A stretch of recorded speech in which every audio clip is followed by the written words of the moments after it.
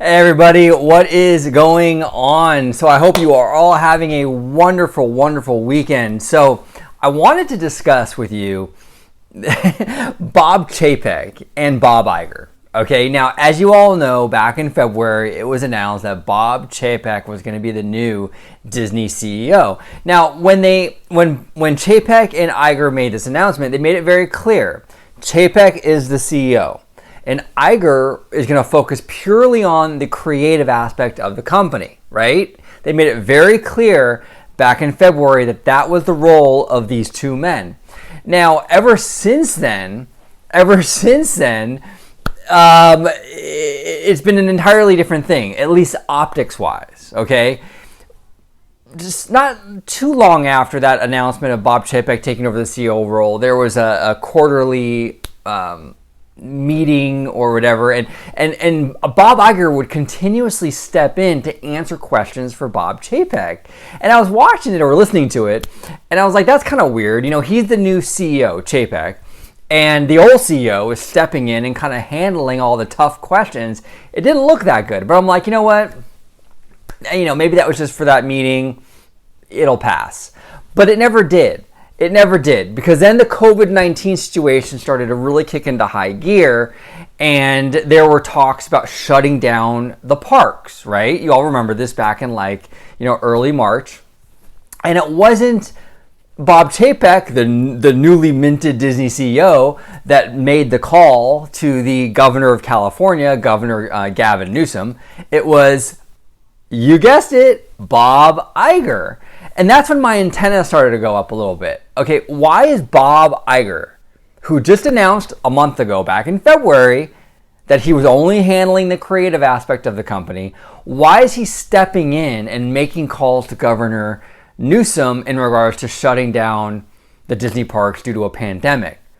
That doesn't really make a whole lot of sense. You know, then fast forward to I think it was about 3 weeks ago now, the New York Times reported that Iger is going to kind of reinstate a lot of his former CEO duties, and kind of take control, a more hands-on approach to the company in light of the COVID-19. Now, this is really, in my opinion, very problematic. It's kind of worrisome in a lot of ways. And not because I don't like Bob Iger. I love Bob Iger. I wish Bob Iger would stay on another 5-10 years. I think he's done a phenomenal job. I'm a huge Bob Iger fan. It's worrisome, in my opinion, that we have a new CEO. Chapek is the new CEO, and the old CEO is still there, kind of running the show. You know, if you Google any kind of Disney news since February, since Chapek has been announced, it's Bob Iger that's the focus on every single article. Bob Iger said this. Bob Iger said that. Where is Bob Chapek? Where is Bob Chapek? I understand, okay, that there is a learning curve with this, and Iger mentioned that in February, that he's going to kind of guide Chapek through a lot of this stuff. But I think this goes beyond that, though. You know what I'm saying? It's almost like Chapek has gone complete radio silence, and Iger is kind of making all the decisions and making all the moves.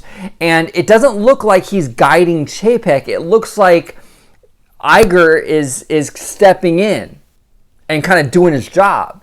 You know, it looks like Daddy is coming in to fix the problem for Chapek. Now, that might be completely unfair.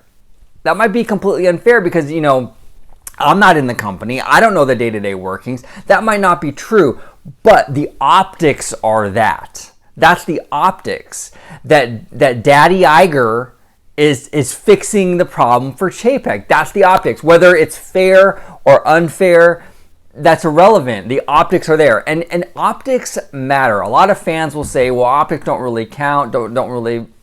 They're irrelevant, right?" They're not irrelevant. Optics do matter in business. They absolutely matter. You know, like Wall Street. A lot of Wall Street, analysts and the investment community were very concerned about Chapek. They didn't really know a whole lot about him, and if he had the chops to take over from Bob Iger and run the Walt Disney Company. And when you have the old CEO, the former CEO, Bob Iger, stepping in and doing the job for the new CEO, you're not installing a lot of confidence in this new CEO. Right now would have been a perfect opportunity for Bob Chapek to really show the fan community and show Wall Street what he's made of. And he's completely dropped the ball.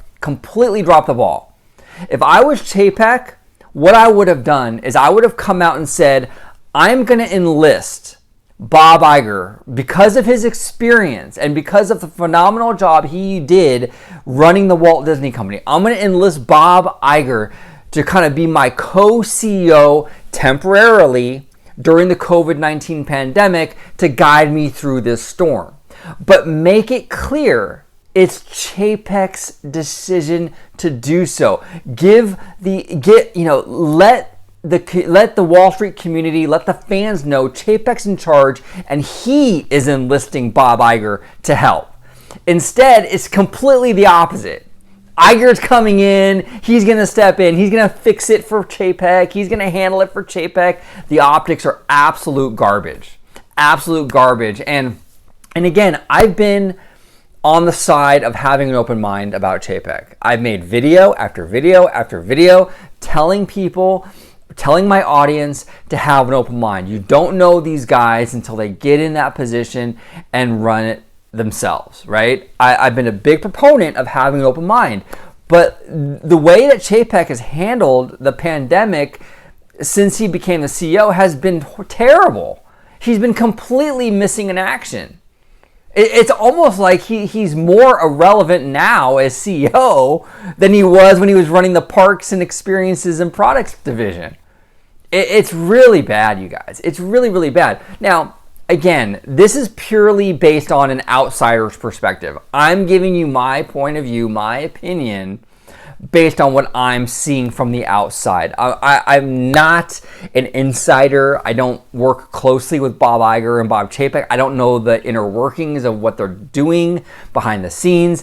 I can be completely wrong, and I'm fine with that. If I'm wrong, I'm wrong. I'll admit that. I have no issue with that.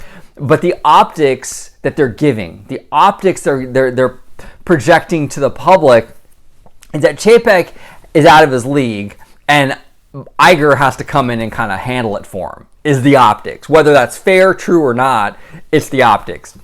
But what do you guys think about this whole thing with Bob Chapek and Bob Iger? Do you agree with me? Do you disagree with me? Thank you all so much for watching. And as always, have a great, big, beautiful tomorrow.